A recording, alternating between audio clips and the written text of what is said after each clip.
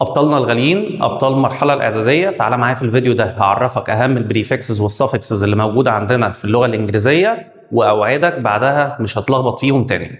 عندنا صلى على النبي، عندنا أول حاجة عندنا البريفكس. يعني إيه بريفكس؟ بريفكس هو مقطع بيتحط في بداية الكلمة. يبقى البريفكس مقطع بيتحط فين؟ في بداية الكلمة. طيب عندنا بريفكس زي مين؟ عندك حاجة زي الار اي. الار اي دي معناها ايه؟ معناها انك تعمل الحاجة مرة تانية. يبقى ري دي معناها ايه؟ معناها do something again. يبقى do again اللي هو يعمل حاجة مرة ايه؟ مرة تانية. زي مثلا لما اقول لك use معناها يستخدم. طيب لما اقول لك reuse يبقى معناها يعيد استخدام. طيب عندك مثلا اقول لك write اللي هي معناها يكتب. طيب rewrite يبقى معناها يعيد الكتابة. ريد يقرأ يبقى ريد معناها يعيد القراءة، وهكذا. يبقى المقطع اللي هو بتاع ار اي ده يبقى ده بيدي معناها انك هتعمل حاجة مرة ايه؟ مرة تانية. طيب عندنا مقطع تاني اسمه ان او اليو ان. الان ده بتدي مين؟ قال لك بتدي العكس. زي مين؟ زي مثلا قال لك كلمة يوجوال اللي هي معناها عادي او معتاد. طيب لما اقول لك unusual يبقى غير عادي او غير معتاد. عندك مثلا حاجة زي kind اللي هي طيب أو عطوف. طيب unkind يبقى العكس بتاعها اللي هو غير إيه؟ غير عطوف. طيب مين تاني؟ عندنا حاجة زي this ده برضو معناها إيه؟ this بتدي العكس، يبقى بتدي الأوبوزيت بتاع الكلمة. زي مثلا لما أقول لك agree اللي هي يوافق، يبقى this agree اللي هي معناها لا يوافق أو يرفض. تمام؟ طيب قلت لك مثلا advantages اللي هي معناها مميزات، يبقى لما احط لها disadvantages يبقى دي معناها عيوب. طيب عندنا مين تاني؟ عندك ان برضو بتدي العكس. زي مين؟ زي لما اجي اقول لك مثلا expensive اللي هي غالي. طيب inexpensive يبقى معناها رخيص. طيب عندك correct اللي هي معناها صحيح. طيب حطيت لها ان في الاول يبقى معناها غير صحيح. طيب مين تاني برضو؟ عندنا حاجة زي الام دي بتدي مين؟ بتدي العكس. زي مثلا لما اقول لك ايه؟ اقول لك مثلا بولايت اللي هي معناها ايه؟ بولايت اللي هي معناها مؤدب. طيب يبقى لما اقول لك بولايت يبقى معناها غير مؤدب. طيب عندك حاجة زي بوسيبل اللي هي معناها ممكن. عايز اقول لك العكس بتاعها يبقى اسمها impossible. يبقى حطيت لها مين في الاول؟ حطيت لها الاي طيب برضو في عندك صلى على النبي، عندنا مين تاني؟ تعالى هنا في برضو مقطع كمان جه في دماغي دلوقتي.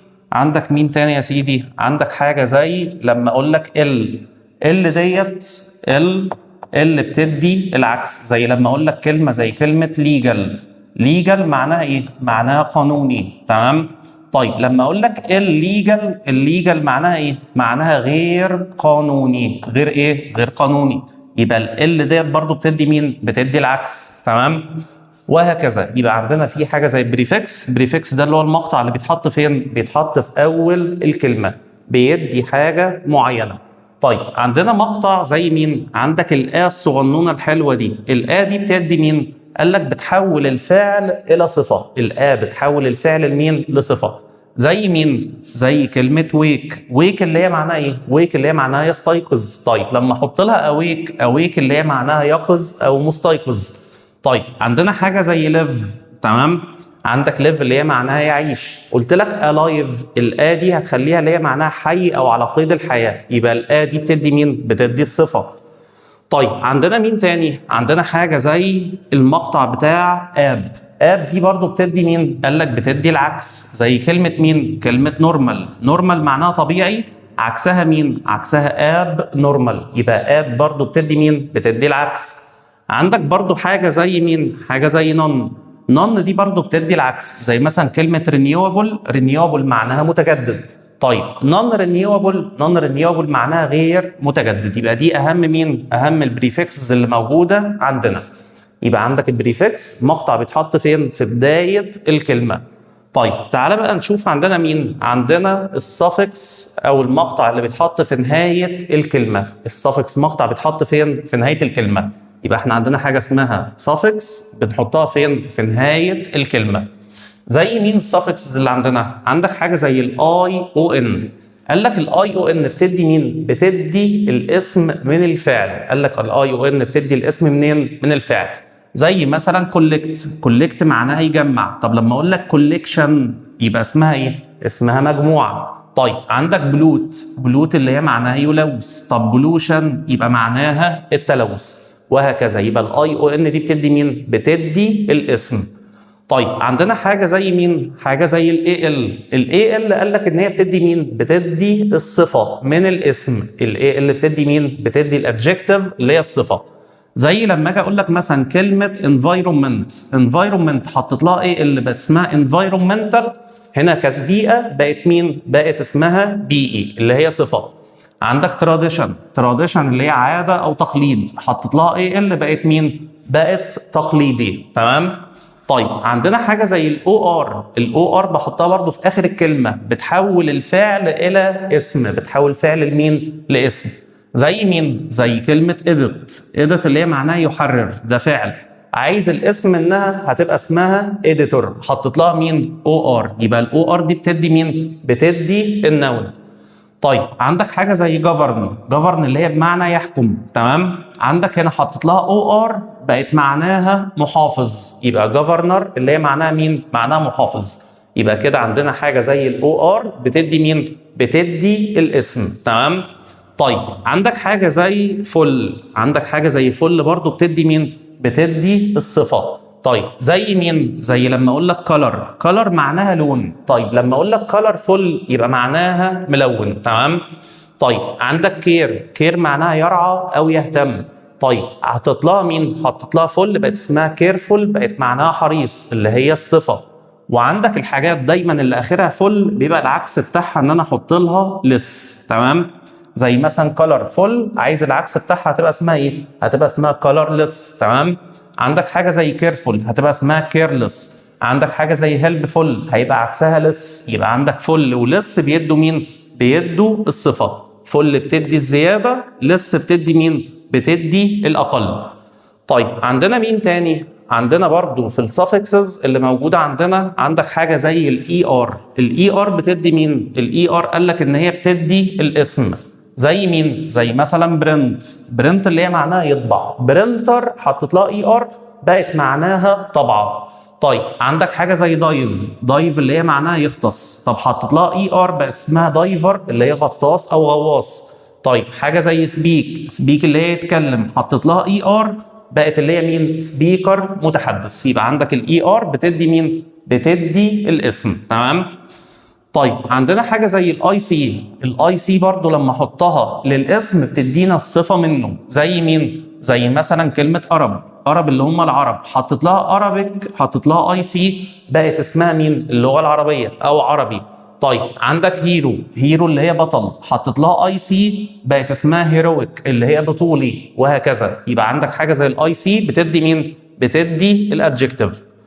طيب عندنا مقطع كمان اسمه able او ABLE. ABLE دي بتدي مين؟ بتدي الصفه. وable دي معناها قابل لكذا. قابل لايه؟ قابل لحاجه معينه. زي مين؟ زي لما اقول لك ريتشارج اللي هي معناها يعيد الشحن. طيب عندك هنا لما اقول لك ريتشارجبل يبقى معناها قابل لاعاده الشحن. يبقى able دي بتدي مين؟ بتدي الصفه ومعناها قابل لكذا. تمام. طيب عندنا ال واي برضه قال لك بتدي مين؟ قال لك بتدي الظرف من الصفه، الظرف اللي هو الادفيرب او الحال. زي مثلا هنا كومبليت اللي هي معناها يكمل او كامل. تمام. عندك كومبليتلي اللي هي بشكل كامل. طيب عندك بولايت اللي هي مؤدب. بولايتلي اللي هي بقت معناها بطريقه مؤدبه. ساد بقت سادلي اللي هي اللي هي حزين. سادلي اللي هي معناها ايه؟ معناها بحزن. هابي سعيد، يبقى هابلي بسعاده، وهكذا. تمام. بس ثانيه واحده بقى، في ملحوظه عايز اقول لك عليها. ايه هي؟ ان مش كل اللي بيتحط لها ال واي بتبقى مين؟ بتبقى اللهم صل على النبي، بتبقى الادفيرب. احيانا في عندنا بعض الكلمات بحط لها ال واي بتدينا الادجكتيف منها. زي مين؟ زي لما اجي اقول لك مثلا كلمه زي كلمه فريند احنا كلنا عارفين ان هي معناها صديق. طيب حطيت لها ال واي بقت معناها مين؟ بقت معناها ودود. تمام. طيب ودود دي ايه؟ ودود دي صفه. يبقى هنا ال واي ادتنا مين؟ ادتنا الادجكتيف. ادتنا مين؟ adjective اللي هي الايه؟ اللي هي الصفه. تمام. يبقى ال واي احيانا بتدينا مين؟ بتدينا الادجكتيف. طيب عندك فازر اللي هي معناها اب، تمام؟ طيب حطيت لها ال واي بقت اسمها فازرلي معناها ابوي، ودي بقت مين؟ بقت صفه. يبقى احيانا ال واي بتدي مين؟ بتدي الصفه. وجت في امتحان قبل كده سالهم على كلمه فريندلي قال لهم دي ادجكتيف ولا ادفيرب؟ فطبعا الطلبه متعوده ان عندك كلمه ال واي بتدي مين؟ بتدي الادفيرب، فالمعظم راح عاملها فريندلي ان هي مالها؟ ان هي ادفيرب، لكن هي كانت مين؟ كانت صفه. طيب تعال اقول لك على لعبه حلوه تفرق بينها. عندك هنا لما جيت قلت لك مثلا ساد اللي هي معناها ايه؟ حزين، حطيت لها سادلي بقت معناها مين؟ بقت معناها بحزن. عندك باد حطيت لها ال واي بقت معناها بادلي اللي هي معناها بسوء او بطريقه سيئه، تمام؟ طيب عايز اعرف اذا كانت دي adjective ولا adverb. صلى على النبي. بكل بساطه احذف ال واي فضل لنا كلمه مين؟ ساد اللي هي حزين ودي صفه. فانا لما حذفت ال واي ادتني صفه، يبقى هنا ده ايه؟ هنا ده ظرف او adverb، تمام؟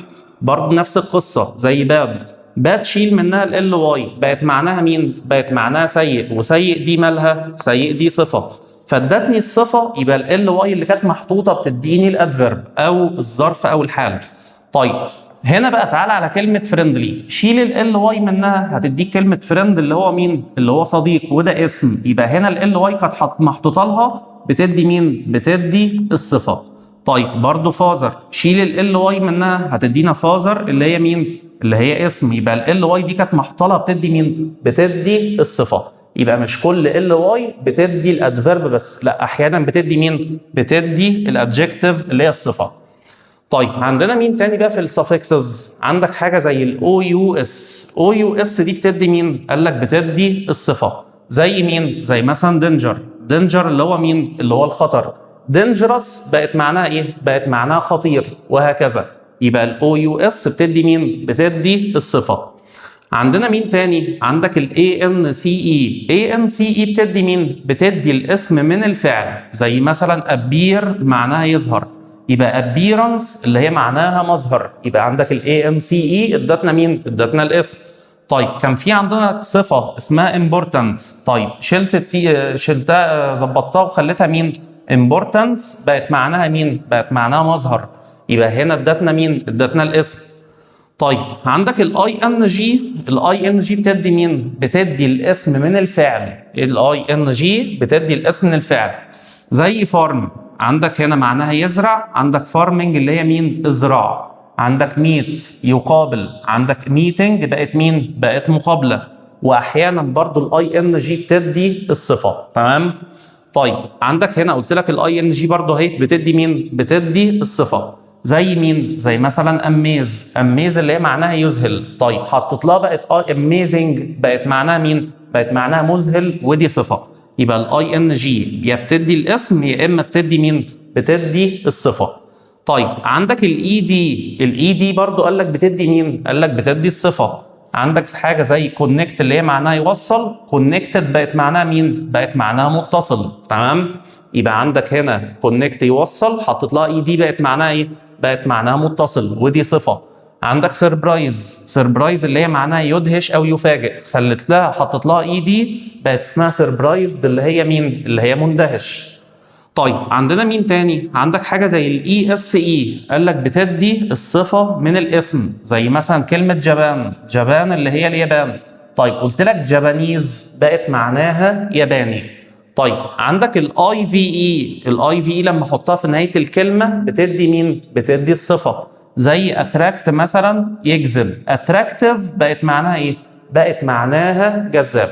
يبقى احنا كده عرفنا البريفكسز وعرفنا السفكسز. بريفكسز اللي هي المقطع اللي بيتحط في اول الكلمه، سفكسز اللي هي المقطع اللي بيتحط في نهايه الكلمه.